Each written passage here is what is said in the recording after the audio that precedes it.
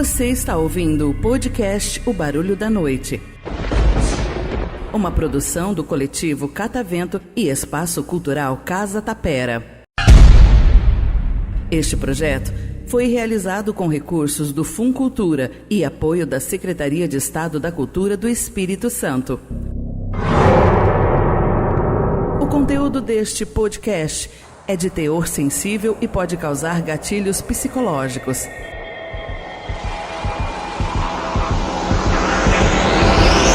Para que sua experiência seja completa e você possa desfrutar de maior imersão, utilize seus fones de ouvido a partir daqui e aproveite o episódio.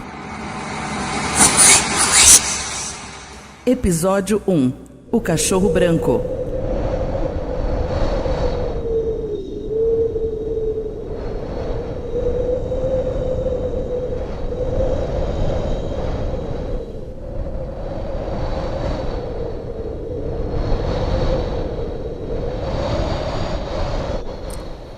Meu nome é Laura Gomes, eu sou estudante de Psicologia na Faculdade de Filosofia, Ciências e Letras de Alegre, no estado do Espírito Santo. O meu próximo trabalho de pesquisa será sobre antropologia cultural e analisará um pequeno acervo de depoimentos gravados em fitas cassetes na década de 90 e que atualmente estão sob os cuidados de Marcelo Carneiro, que é residente no casebre na localidade rural de Amorim, no município de Muniz Freire. E esse casebre está sendo preparado para se tornar um pequeno museu da cultura popular, chamado Casa Tapera, onde serão expostos todos os objetos, todos os móveis e o vasto material de pesquisa feito pela icônica Sara Pereira. Até onde sabemos, a Sara Pereira ela foi uma pesquisadora das lendas e das crenças populares no estado do Espírito Santo. Ela viajou pelo Brasil e pelo mundo colhendo informações, colhendo depoimentos, imagens, com o intuito de compreender com mais clareza o processo de formação da identidade cultural brasileira. E depois de muitos telefonemas, de muita insistência da minha parte, eu consegui uma entrevista com o senhor Marcelo, que me recebeu na Casa Tapera e recebeu também os meus amigos, o Wilson e o Edwin, que estão me ajudando na captação de áudio e também de vídeo.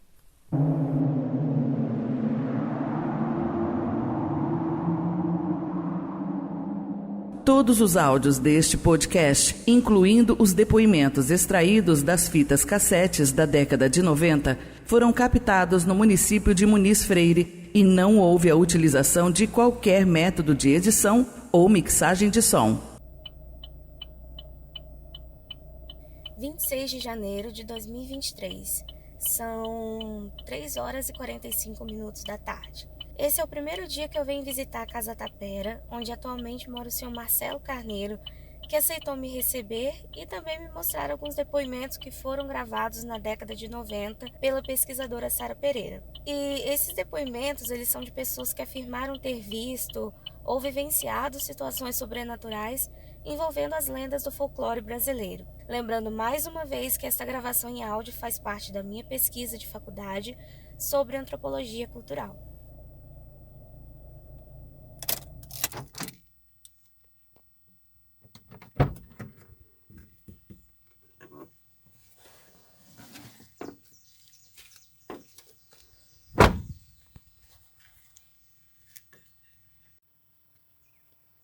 Então, essa casa ela foi construída há uns 80 anos, eu imagino. É uma casa de colono.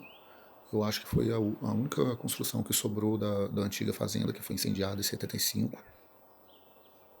E era a casa de Sara. A Sara morou aqui a maior parte da vida dela. Foi onde ela fez as pesquisas, que ela guardava, né, todo o material que ela conseguiu reunir sobre o folclore, sobre as crenças das pessoas aqui da cidade. E ela me chamou para vir morar, logo quando ela descobriu que estava doente. Então eu vim para ajudar a organizar o acervo de documentos, né, de fotos, de desenhos, de fitas cassetes, de VHS, enfim. E eu organizei tudo, ajudei ela a organizar e ajudei a cuidar dela, obviamente, porque ela era uma pessoa sozinha. As pessoas da cidade sempre tiveram muito, acho que até medo dela, porque ela era diferente das outras pessoas. E então ela manteve essa casa, ela não, ela não recebia visitas aqui, sempre, não por falta de curiosos, muitas pessoas já quiseram entrar para ver, mas ela não gostava de que as pessoas vissem, né? E ela já tinha essa fama de doida, né? Pela forma que ela agia, né? Em forma de se vestir, essas coisas. Então ela mantinha a casa bem protegida. Mas eu vou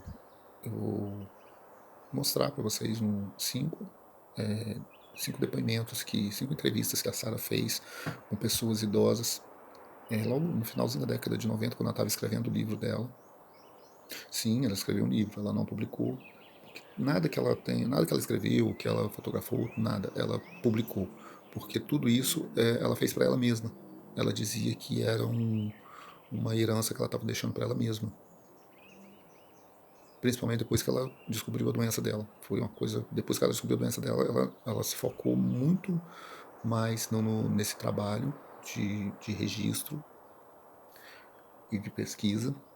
Então, assim, quando ela ficou sozinha, ela vendeu toda a herança dela e gastou tudo com viagens, viajou o mundo inteiro, fez muito, tudo relacionado à pesquisa. Nunca foi a passeio, nunca teve vaidade, mas ela sempre buscou isso. Então, ela praticamente gastou todo o dinheiro dela com, buscando conhecimento sobre um determinado assunto, sobre essas culturas, né?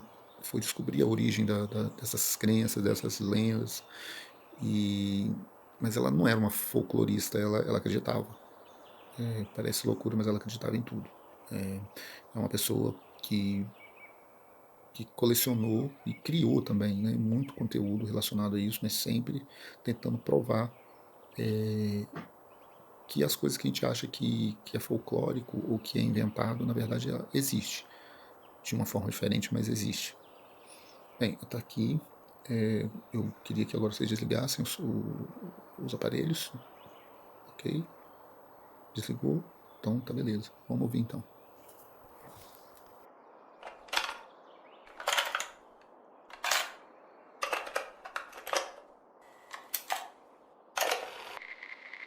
Um tempo atrás eles tinham matado o irmão do meu namorado. Aí o lugar que ele foi assassinado, eles julgavam ali, que na época colocava-se uma cruz, né? E achava que ele estava pedindo vingança e sempre ficava assim, assombrado. E um dia a gente passando, né, por perto, aí todo mundo conversando e já vinha assim um cachorro enorme, né? Um cachorro de cor branca. E na hora que a gente viu, o pessoal todo viu esse cachorro, todo mundo ficou com muito medo e, né, fomos afastando mais para a beira da estrada, do barranco. E aquele cachorro passava, olhava para a gente com aquele olho, parecia fogo, né? E aí o meu namorado pegou e deu um chute muito grande nele. E a gente achando que o cachorro ia, né, ter machucado e tudo, ele só abriu a boca com aquele dente tudo em fogo. E aí ele falou, eu não chutei cachorro nenhum. No meu chute eu não peguei nada. E aí todo mundo ficou com muito medo e saía, e com aquele medo todo nós já ia para um casamento. Quando chegou nessa festa de casamento, a gente contou, ninguém quis passar lá, ficou com muito medo. E a gente passou a noite e esperou o dia amanhecer para a gente vir de volta, né? Porque ninguém tinha coragem de passar ali, né? Nesse meio de estrada. Esse ocorrido foi em 6 de Abraão, onde tinha sido assassinado o filho da família Estevo. E ele foi uma pessoa que morreu, né, mataram ele covardemente. Então as pessoas achavam que ele estava acontecendo tudo isso porque ele pedia vingança. E aí as pessoas, né, faziam oração e tudo, mas sempre que as pessoas passavam nesse local, via alguma coisa, né, e aterrorizava as pessoas que passavam por ali. Noite de lua cheia, depois de meia-noite, as pessoas não saíam de casa. Época de né, quaresma, essas épocas que aparecia muito, né, esse tipo de lendas, né. Quando eu morava no Cristal, as pessoas acreditavam muito, né, mãe do ouro. Aí, às vezes, né, ia visitar, fazer uma roda de viola, e de repente parava tudo, todo mundo corria, descia aquela bola de fogo, né, num determinado local. Aí as pessoas ficavam com muito medo. Aí quando era no outro dia aparecia de novo. Aí eles acreditavam que ali tinha ouro. E no outro dia ia lá, cavucava, fazia enormes buracos, porque tinha procurando ouro, né? Aí muitas das vezes a pessoa que estava ali, depois de meia-noite que podia fazer isso. Aí a pessoa estava ali cavucando, de repente ele levava uma chicotada e saía gritando com medo, e o outro encarava. Aí de repente saía uma senhora, né, vestida de branco, um lenço na cabeça, e mandava que ele saísse dali, que ali era um lugar reservado deles, que ninguém podia mexer. Aquilo tinha uma alma penada que ficava por ali e não podia tocar. Por isso que eles levavam, né, esse chicotado que eles falavam que levavam. Eu tinha uma propriedade lá no Córrego Cristal e um dia chegaram meia-noite na minha casa, o pessoal até de Piaçu, e me contaram, né, que estavam furando lá e que precisava da minha presença. Aí eu fui já de madrugada, né? Cheguei lá, tinha vários homens furando num local que depois o buraco tá bem grande, encheu de água. Aí estavam aquelas pessoas lá em ponto de morrer afogado dentro daquela lama e furando. Aí de uma certa hora eles falavam, agora a senhora vai para casa, que está muito tarde, a gente vai embora também. Mas porque eles já tinham achado algo diferente, né, nesse lugar e queria que a gente fosse embora. E eu ficava ali, permanecia ali, aí de repente, né, aparecia luzes, clarão, e eles amedrontavam com aquilo, saía, deixava aqueles furos enormes que depois gastava muito tempo para poder tampar aquilo, né, porque né, saía corridas, eles via pessoa, via coisa, né, que amedrontavam eles saíam correndo. Se tirava alguma coisa lá, eu não sei.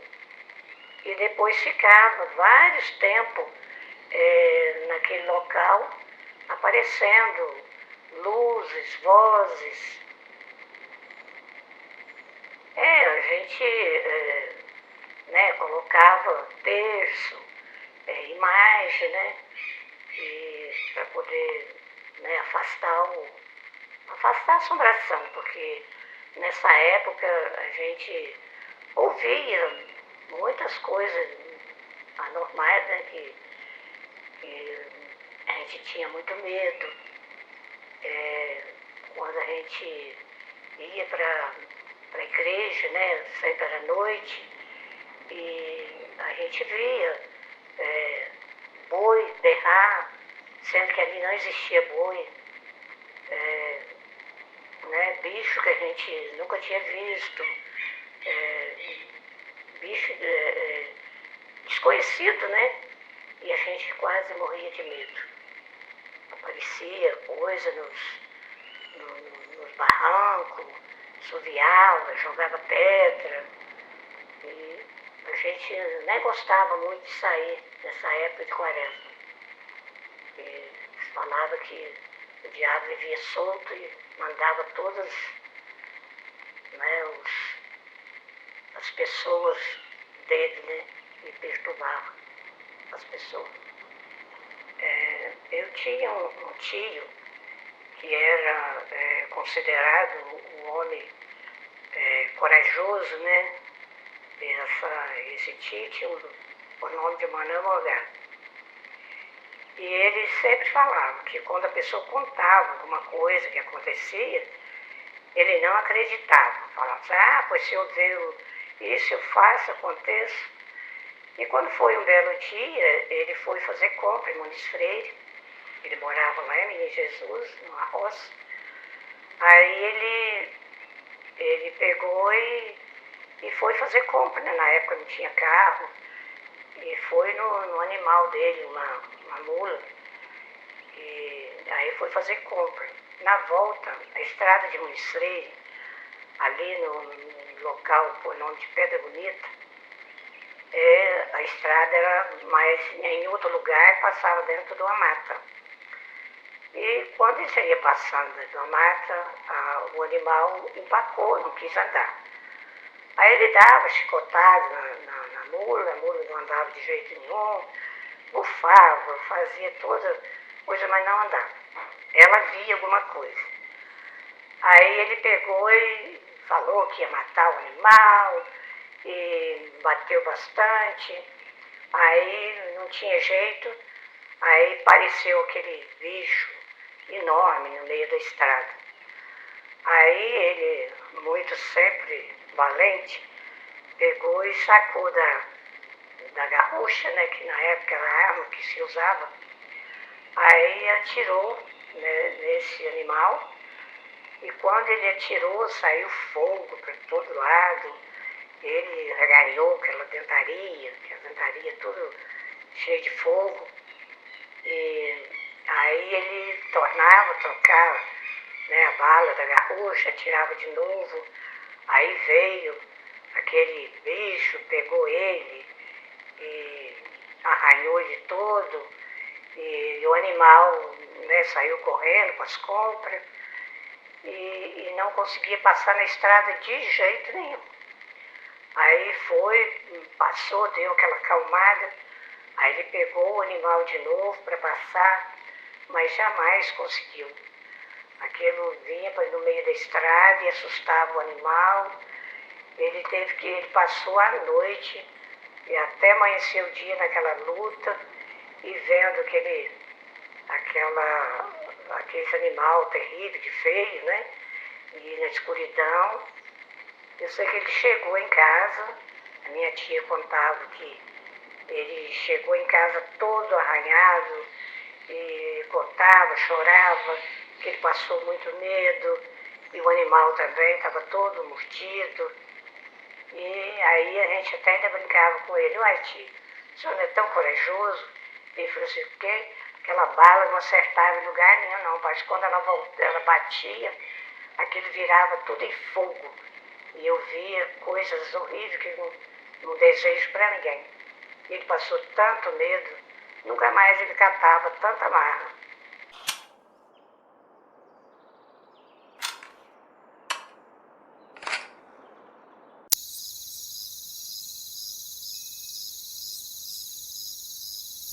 Estamos na comunidade de Seio de Abraão, no local onde a mulher da gravação diz ter visto o cachorro branco.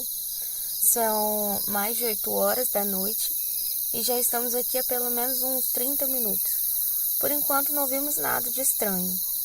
Tá eu e o Edwin aqui, o Wilson eu não sei onde ele tá. E a gente vai ficar aqui mais alguns minutos e depois a gente vai embora.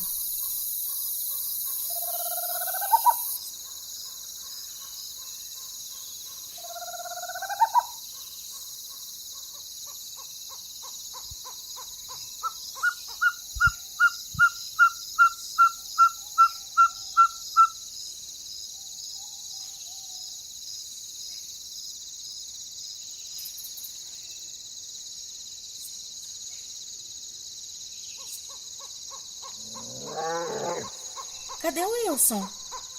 Ele foi atrás do barulho para conseguir captar o áudio mais de perto.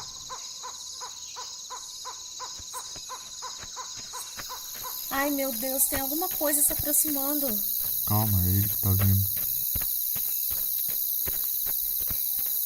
Pessoal, chega mais aqui. Escuta só esse áudio que eu gravei.